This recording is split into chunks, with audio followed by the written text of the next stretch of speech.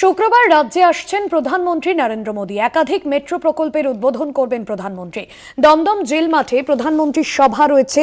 শেষ মুহূর্তের প্রস্তুতি খতিয়ে দেখছেন বিজেপির কর্মী সমর্থকরা। একাধিক মেট্রো স্টেশনের উদ্বোধন করবেন প্রধানমন্ত্রী নরেন্দ্র মোদী এবং দমদম জেল মাঠে প্রধানমন্ত্রীর সভা রয়েছে।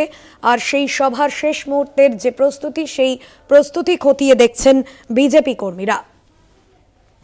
শুক্রবার রাজ্যে আসছেন প্রধানমন্ত্রী নরেন্দ্র মোদী।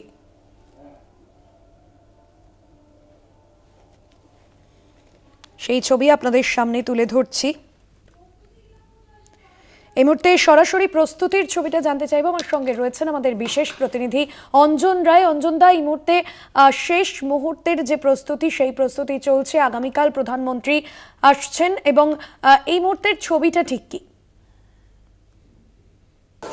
দেখো, প্রস্তুতি চলছে, এখনো অনেক কাজ বাকি যদি বলো সেই অর্থে। দুটো মঞ্চ হয়েছে। এই বাঁদিকের যে মঞ্চটা, এটা হচ্ছে সরকারি প্রোগ্রামের মঞ্চ, আর ডান দিকের যে বড় মঞ্চটা, এটা হচ্ছে জনসভার মঞ্চ। এই দুটো মঞ্চে থেকেই প্রধানমন্ত্রী প্রথমে সরকারি মঞ্চে যাবেন, তারপরে বড় মঞ্চে এসে জনসভা করবেন। তোমাকে বলি যে এই দমদমের এই এলাকায় 2019 সালের লোকসভা নির্বাচনে নরেন্দ্র মোদী লাস্ট এসেছিলেন এবং এইখানে সভা করেছিলেন। আমার যতদূর মনে পড়ছে যে সেই 19-এর সভার বোধহয় শেষ সভা, মানে এই রাজ্যের প্রচারের শেষ সভা ছিল নরেন্দ্র মোদীর। সেখান থেকেই তিনি শেষ করেছিলেন এবং আবার 2026-এর বিধানসভা নির্বাচনের আগে তিনি এখানে সভা করতে আসছেন। সময়টা অনেক দীর্ঘ।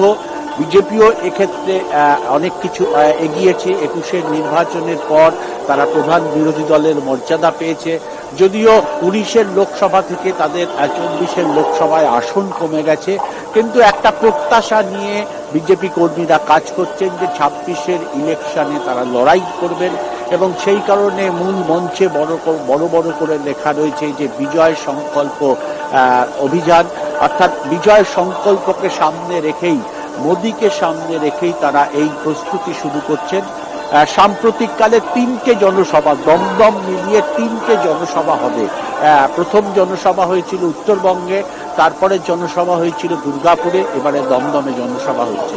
ফলে সবটা মিলিয়ে একটা প্রস্তুতি বিজেপি কর্মীরা খাটছেন। প্রচন্ড পরিমাণে ব্যস্ত তারা। শেষ মুহূর্তের টাচ সরকারি স্তরে, পৌরসভা স্তরে, ইলেকট্রিসিটি স্তরে সমস্ত কিছু প্রস্তুতি আমরা দেখতে পাচ্ছি। আমার ক্যামেরাম্যান রয়েছে, আমি তাকে একবার দেখাতে বলবো যে এই মুহূর্তে দাঁড়িয়ে দেখতে পাচ্ছি যে গোটা বড্ড পালক সাজে সেজে উঠেছে।